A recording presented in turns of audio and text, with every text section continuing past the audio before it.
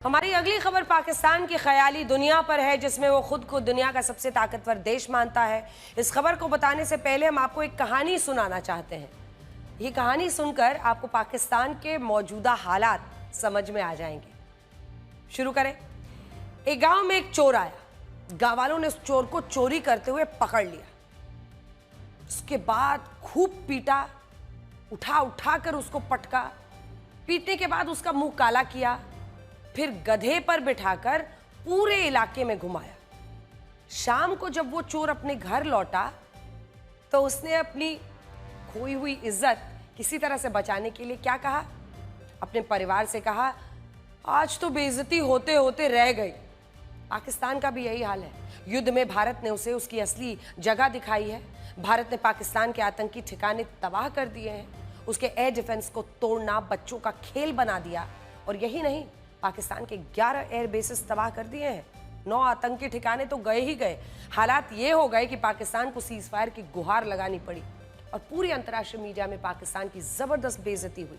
लेकिन भारत से बुरी तरह से पिटने और दुनिया भर में बेइज्जत होने के बाद पाकिस्तान अपने लोगों से कह रहा है, आज तो बेइज्जती होते होते रह गई। ये से एक लाइन समझ लीजिए। आपको जानकर हैरानी होगी कि पाकिस्तान में आज भारत पाक युद्ध को लेकर यौम तशक्कुर का जश्न मनाया गया है। ये यौम तशक्कुर का मतलब होता है शुक्रिया का दिन। इसे आप पाकिस्तानी सेना के लिए थैंक्स गिविंग डे समझिए। पाकिस्तान सरकार झूठी जीत दिखाने के लिए अपनी सेना का शुक्रिया कह रही है और सबको जैसे भांग पिला दिया हो, खिला दिया हो कि अब तो हम जीत गए हैं। एक पूरे देश की आंखों में मिट्टी झोंकने का ये पूरा एक्सरसाइज, अगर इतनी मेहनत इस बात पे कर ली होती कि कुछ ट्रेनिंग ले ली होती ड्रोन चलाने की, जेट चलाने की, कुछ अपना बना लिया होता, चीनी माल और तुर्की माल पर भरोसे पे नहीं रहते, तो शायद उनको मौका मिलता। एक देश के तौर पर पाकिस्तान न जाने कौन सी ख्याली दुनिया में जीता है। विन एंड लर्न, यानी जीतने और सीखने का उसे फर्क ही नहीं पता है। भारत और पाकिस्तान के बीच अब तक 4 बार घोषित युद्ध हो चुके हैं, लेकिन अभी तक वो एक भी युद्ध जीता नहीं है। हर बार उसे भारत ने बड़ी सीख दी है, लेकिन वो सीखने वालों में से है नहीं, बल्कि हार के बाद ख्याली जीत का जश्न मनाने वालों में। आजकल के जेन जी बच्चे ख्याली दुनिया में जीने वालों के लिए एक शब्द इस्तेमाल करते हैं, डेलुलू। आजकल पाकिस्तान दुनिया में डेलुलू लोगों का सबसे बड़ा देश बन गया है। भारत से बुरी तरह हारने के बावजूद वहां के डेलुलू पाकिस्तानी अपनी सेना को शुक्रिया कह रहे हैं, जश्न मना रहे हैं। पाकिस्तानी सेना इतनी बुरी तरह से पिटी है, पूरी दुनिया के अखबार अब बता रहे हैं कि कैसे हमने उनके 20 ठिकानों, जिनमें 9 आतंकी 11 सैन्य ठिकाने तबाह किए हैं, लेकिन फिर भी आंखों में इतनी मिट्टी और धूल डाल दी है पाकिस्तानी फौज ने कि उनको कुछ नहीं दिख रहा। हम आपको पाकिस्तान से आई कुछ तस्वीरें दिखाना चाहते हैं, जिसमें पाकिस्तानी जनता से हार का जश्न मनवाया गया। जनता भी अपनी सरकार के बहकावे में आकर ये मानने लगी है कि भारत के साथ हुए 4 दिन के युद्ध में उनकी जीत हुई है और भारत की हार का जश्न मनाना है। बच्चों से पाकिस्तानी सेना के लिए रैलियां निकलवाई गई हैं, स्कूलों में खास कार्यक्रम आयोजित करवाए गए हैं। पाकिस्तान जनता सड़क पर उतरकर पाकिस्तान की हार को जीत समझकर आतिशबाजी कर रही है। ऐसा लगता है कि पूरा पाकिस्तान एक डेलुलू दुनिया में तब्दील हो चुका है, वो अलग ही दुनिया में जी रहे हैं। और तो और 11 सैन्य ठिकाने बर्बाद करने वाली, अपने देश की रक्षा न कर पाने वाली पाकिस्तानी सेना को 21 तोपों की सलामी दी गई है। हमारा एयर डिफेंस सिस्टम ऐसा काम किया कि उन्होंने 26 ठिकानों पर हमला किया, हमने एक हमला नाकाम कर दिया। हमने 20 ठिकानों पर हमला किया, निशाने पर हमारा पूरा हमला रहा, लेकिन आंखों पर पर्देदारी देखिए कैसी है। से बुरी तरह हारने वाले, जहां भारत से बुरी तरह हारने वाले पाकिस्तान की ख्याली दुनिया में एआई भी शामिल है। देखिए, कुल मिलाकर अगर बड़ी तस्वीर देखिए, पाकिस्तान इतनी बुरी तरह से पिटा है, उसके सैन्य ठिकाने तबाह हुए हैं, वो अपनी एयरफोर्स पर इतना गर्व करता था, एक भी हमला वो सही नहीं कर पाए। ऐसे में इतनी भद पिटी है कि पूरे देश को उन्होंने, पूरे कौम को एकदम पागल बना रखा है। हालात ये हैं कि पाकिस्तान के सांसद मंत्री संसद में ख्याली बिरयानी लेकर आते हैं और फिर वहां से अपने देश में भ्रम फैलाते हैं। पाकिस्तान के उप प्रधानमंत्री इशाक डार, जिन्होंने संसद में सबसे बड़ी जो मतलब शर्मनाक हरकत की अपने देश के लिए, इनकी किरकिरी पूरी दुनिया में हो रही है। मतलब अगर आप गिनिएगा तो इंटरनेशनल बेइज्जती 1 2 3 4 गिनती खत्म हो जाएगी, इनके ड्रामे खत्म नहीं होंगे। ये डेप्यूटी प्राइम मिनिस्टर हैं वहाँ के, इशाक डार, जो शाहबाज के साथ हैं। उन्होंने ब्रिटिश अखबार द डेली टेलीग्राफ ने पाकिस्तानी वायुसेना की बहुत तारीफ की है। बाकायदा ये बात झूठी खबर, फेक न्यूज़ पार्लियामेंट में कह दी। इशाक डार ने कहा कि अखबार ने पाकिस्तानी वायुसेना को the undisputed king of the skies कहा है। हम आपको सबसे पहले इशाक डार का वो बयान सुनवाते हैं जिसमें वो बड़ी बड़ी बातें कर रहे हैं। इसके बाद सच बताकर उनकी बेइज्जती का जरा मजमा लगाएंगे। हम ये नहीं जानते हैं कि इशाक डार को आधुनिक तकनीक की कितनी समझ है, लेकिन इतना तो तय है कि आर्टिफिशियल इंटेलिजेंस की मदद से उन्हें कभी भी कहीं भी फंसाया जा सकता है। इशाक डार ने संसद में फेक न्यूज़ फैला दी। अब इंटरनेशनल किरकिरी, ये वो अखबार जिसकी कटिंग पढ़कर इशाक डार ने संसद में दावा कर दिया था कि पाकिस्तान की वायुसेना किंग ऑफ द स्काईज है, ये फेक न्यूज़ है। एआई की मदद से हेडलाइन इस अखबार में बना दी गई थी जिसमें पाकिस्तानी वायुसेना को ताकतवर बताया गया। इशाक डार का ये फेक न्यूज़ जिस पर उन्होंने खूब तालियां बटोरी थी, वो धरी की धरी रह गई, क्योंकि अपने अखबार ने और खुद टेलीग्राफ ने भी इस फेक न्यूज़ का फैक्ट चेक कर दिया। मज़ेदार बात यह है कि पाकिस्तान के उप प्रधानमंत्री को अखबार पढ़ना भी नहीं आता है, फेक न्यूज़ ही सही, लेकिन एक बार इसे ठीक से अगर पढ़ लेते शायद इतना अपमानित उनको नहीं होना पड़ता। हम ऐसा क्यों कह रहे हैं? फेक न्यूज़ में इतनी गलतियां हैं, कोई भी इसे पढ़कर समझ जाएगा कि ये झूठ है। 10 मई के द टेलीग्राफ के वेब पेज का एड्रेस गलत लिखा हुआ है। जिन जगहों को हमने हाईलाइट किया है वहां ऐसी भाषा लिखी हुई है जो शायद पृथ्वी पर मौजूद देशों की भाषा तो नहीं है। अब देखिए, स्पेलिंग मिस्टेक्स है, अंग्रेजी भाषा के शब्द हैं। जिसने भी ये बनाया वो शायद पाकिस्तानी हो सकता है, लेकिन एक बात तय है कि उस पाकिस्तानी को पाकिस्तान की सही स्पेलिंग भी मालूम नहीं है। स्पेलिंग देखिए पाकिस्तान की, इसमें भी ये गलती की गई है, डबल ए है। इशाक डार ने पढ़ा नहीं या पढ़ना आता नहीं है, और पढ़ा भी तो ध्यान दिया नहीं, क्योंकि दिमाग लगाना वहाँ आता नहीं है। क्या समझा न जाने क्या क्या बता दिया। अब हम इशाक डार की ख्याली जीत के जश्न में खलल डालने वाला सच दिखाते हैं। 10 मई के द टेलीग्राफ की असली हेडलाइन दिखाते हैं। क्या आपको इसमें कहीं भी पाकिस्तानी वायुसेना का जिक्र दिख रहा है? नहीं दिखा होगा, क्योंकि 10 मई को अखबार ने ऐसी कोई हेडलाइन छापी ही नहीं थी। अखबार में वेब पेज का एड्रेस भी आपको असली वाला ही दिखेगा। ये रियल अखबार है। फेक न्यूज़ बनाकर इशाक डार ने अपनी इंटरनेशनल किरकिरी करा ली। पाकिस्तान की मीडिया भी इशाक डार का मजाक बना रही है। अंग्रेजी अखबार द डॉन ने ये फैक्ट चेक किया और सारी पोल खोल दी। अखबार ने दोनों तस्वीरों को पाकिस्तानी जनता के सामने रखा, उनको बताया कि पाकिस्तान वायुसेना के बारे में फेक न्यूज़ फैलाई जा रही है। इसके जाल में आम जनता ही नहीं बल्कि देश के बड़े बड़े मंत्री भी फंस गए। 22 अप्रैल के बाद से पाकिस्तान ने इतने झूठ बोले कि अब वो खुद सच और झूठ का फर्क भूल गए हैं। पाकिस्तानी जनता हार को जीत समझ रही है, जश्न मना रही है, क्योंकि उन्हें बचपन से ही बताया गया है कि पाकिस्तान दुनिया का सबसे ताकतवर देश है। आजकल सोशल मीडिया पर पाकिस्तानी सेना के जनरल आसिम मुनीर की ये तस्वीर बहुत वायरल है। इसमें वो पाकिस्तानी सेना की यूनिफॉर्म में दिख रहे हैं जिस पर बहुत सारे मेडल लटके हुए हैं।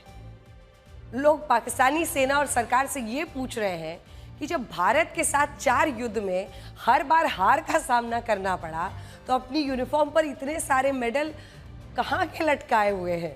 लोग तो मजाक में ये भी पूछ रहे हैं कि क्या आसिम मुनीर ने ये सारे के सारे मेडल लूडो खेलकर जीते हैं? क्या पाकिस्तान सरकार ने आसिम मुनीर को जनरल दिखाने के लिए सजावटी मेडल दिए हैं?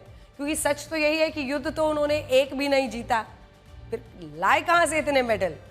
खुद ही बनाते हैं, खुद ही टांग लेते हैं। पाकिस्तानी जनता भी अपनी सरकार सेना के झांसे में आकर कुछ भी मान लेती है, वो सच का सामना नहीं करना चाहती। हार का सदमा ऐसा है कि जीत मानकर नाचिए, डीजे बजाइए, इसी में खुश रहिए। वजह यह है कि पाकिस्तानी जनता को बचपन से ही झूठ दिखाया गया है कि पाकिस्तान भारत से हुए युद्ध में हर बार विजयी रहा है, और इसीलिए वो इसको मान भी लेते हैं। पाकिस्तान के बच्चों को शुरू से ही ये झूठ पढ़ाया जाता है। 48-65 की जंग में पाकिस्तान की जीत हुई। पाकिस्तान के स्कूलों के सिलेबस में है ये कि युद्ध, आतंकवाद और हिंसा के विषय में भी पढ़ाया जाता है उनको। वहाँ के इतिहास की किताबों में दूसरे देशों के संबंधों के विषय पढ़ाए जाते हैं और वहीं पर झूठ परोसा जाता है, झूठी कहानी रटवाई जाती है, फिर एग्जाम में क्वेश्चन पूछकर लिखवाई भी जाती है। तो उनके दिलो दिमाग में ये इतना बैठ जाता है, खासतौर से भारत के साथ संबंधों या युद्ध को लेकर जो जानकारी दी जाती है वो सफेद झूठ होता है। विभाजन को लेकर बताया जाता है कि मुस्लिमों ने अपनी आज़ादी जीती और फिर भारत से अलग पाकिस्तान इसलिए लिया क्योंकि भारत में हिंदू कानून था और मुस्लिम यहाँ गुलाम बन जाते। तो कुल मिलाकर पाकिस्तान के स्कूलों में 1960 तक इतिहास में छेड़छाड़ नहीं की गई है, लेकिन 65 के युद्ध में हारने के बाद पाकिस्तान सरकार ने इतिहास की किताबों से पाकिस्तानी बच्चों का ब्रेन वॉश करना शुरू कर दिया था। पाकिस्तान में 5वीं कक्षा की इतिहास की जो किताब है उनमें पढ़ा जाता है कि 1965 की जंग में पाकिस्तान सेना ने भारत के कई इलाके कब्जा लिए। भारत ने यूएन की मदद लेकर जमीन वापस ले पाई। 71 में जब पाकिस्तान हारा और पूर्वी पाकिस्तान को भारत ने बांग्लादेश बनवाया, तब तत्कालीन प्रधानमंत्री जुल्फिकार अली भुट्टो ने स्कूल की किताबों में पाकिस्तानी सेना के वॉर हीरोज की झूठी कहानी छपवा दी ताकि पाकिस्तानी सेना की छवि खराब ना हो। 71 की हार के बाद तो पाकिस्तानी सेना को हीरो बनाने के लिए किताबों में झूठ लिखा गया कि पाकिस्तानी आर्मी दुनिया की जो बेस्ट सेनाएं हैं उसमें शामिल है। इसकी वजह यह थी कि 71 में हार के बाद विदेशी मीडिया में महिलाओं के साथ पाकिस्तानी सैनिकों के जुल्म की कहानियां छापी जा रही थी। उस दौर में पाकिस्तानी सेना को विदेशी मीडिया विलन की तरह पेश कर रहा था, इसीलिए पाकिस्तानी सरकार झूठ बोलकर उन्हें हीरो बनाना चाहती थी। ये ठीक वैसे ही है जैसे भारत से 4 दिन का युद्ध हारकर यौम तशक्कु के नाम पर हीरो बताने का झूठ बोला जा रहा है, जबकि ये सच अब पूरी दुनिया बोल रही है कि भारतीय सेना ने पाकिस्तान में आतंकी ठिकानों को और पाकिस्तानी सेना के 11 सैन्य ठिकानों को तहस नहस कर दिया। पाकिस्तानी एक भी हमला नहीं कर पाए। अमेरिकी लेखक मार्क ट्वेन ने एक बार कहा था, सच जब तक जूते पहन रहा होता है तब तक झूठ आधी दुनिया का सफर तय कर लेता है। इसीलिए पाकिस्तान झूठ पर झूठ फैलाने में लगा है, क्योंकि सच जब तक सामने आए तब तक वो कम से कम अपनी जनता के सामने सरकार और सेना की इज्जत बचाने में कामयाब हो जाएगा। पाकिस्तान की ये कोशिश ज्यादा कामयाब नहीं होगी, क्योंकि इस बार भारत ने पाकिस्तान को केवल मॉडर्न वॉरफेयर में नहीं बल्कि इंफॉर्मेशन वॉरफेयर यानी सूचना के युद्ध में भी अब हरा दिया है। युद्ध के शुरुआत से ही पाकिस्तानी भारत के खिलाफ लगातार अफवाहें फैला रहा था। भारतीय सेना की एयर स्ट्राइक को झूठ बताया, अपने हमलों को सफल बताया, सैन्य ठिकानों पर भारत के पलटवार को गलत बताया, लेकिन भारत ने अपने हमलों और पाकिस्तानियों के हमलों को नाकाम करने की तस्वीरें जारी की, दुनिया को दिखा दी। पाकिस्तानी इसलिए बौखलाए क्योंकि यौम तशक्कुर जैसा झूठा जश्न वो इसलिए मना रहे हैं क्योंकि उन्हें लगता है कि अपनी जनता को किसी तरह अपने साथ रखना है। ये पहली बार नहीं है जब युद्ध काल में इंफॉर्मेशन वॉरफेयर की तकनीक इस्तेमाल की गई। अगर पाकिस्तान ने ये सब नहीं किया तो सोचिए वही जनता अपनी सेना के खिलाफ हो जाएगी, अपनी सरकार के खिलाफ हो जाएगी। ऐसा कई देशों ने किया है। 1914 और 18 के बीच प्रथम विश्व युद्ध के दौरान कम्युनिकेशन लाइंस काटकर सूचना तंत्र को कमजोर किया जाता था। फिर प्रोपेगेंडा वीडियोस के जरिए दुश्मन को कमजोर बताया जाता था। युद्ध के लिए जनता से समर्थन मांगा जाता था। जनता को यह भरोसा दिलाया जाता था कि ये युद्ध तुम लड़ रहे हो, ये युद्ध तुम्हारी जीत है, तुम्हारी ललकार है, ताकि वो कम से कम उनके साथ खड़े रहें और उनकी जीत माने अगर सेना हार भी रही हो। 1939-45 तक दूसरे विश्व युद्ध के दौरान झूठी जानकारी रेडियो, पोस्टर, फिल्म्स के जरिए दी जाती थी, जिसमें हिटलर का प्रचार होता था और जर्मनी के दुश्मनों के खिलाफ नफरत पैदा की जाती थी।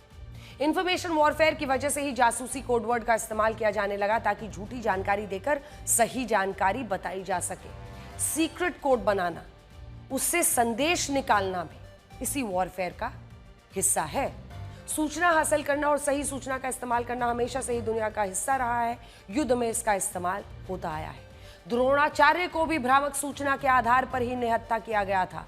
उनको हराने के लिए यह जानकारी दी गई थी कि अश्वत्थामा मारा गया। अश्वत्थामा उनके पुत्र का नाम था। द्रोणाचार्य को यह नहीं सुनने दिया गया कि उनके पुत्र नहीं बल्कि अश्वत्थामा नाम का एक हाथी मारा गया था। कहा जाता है कि श्री कृष्ण युद्ध नीति के तहत गुप्त सूचना का इस्तेमाल कर्ण को हराने के लिए कर रहे थे। उन्होंने शल्य को कर्ण का सारथी बनवाया था, जिसने युद्ध काल में कर्ण को गलत जानकारी से मनोवैज्ञानिक रूप से कमजोर किया। भीष्म को हराने के लिए शिखंडी का प्रयोग भी सूचना तंत्र से मिली जानकारी के आधार पर लिया गया फैसला था। श्री कृष्ण ने पांडवों को यह बताया था कि भीष्म पितामह शिखंडी पर हमला नहीं करेंगे। इसीलिए युद्ध के मैदान में भले ही पाकिस्तानी हार गया हो, लेकिन सूचना के आधार पे वो हारता हुआ दिखाई दे रहा है। आप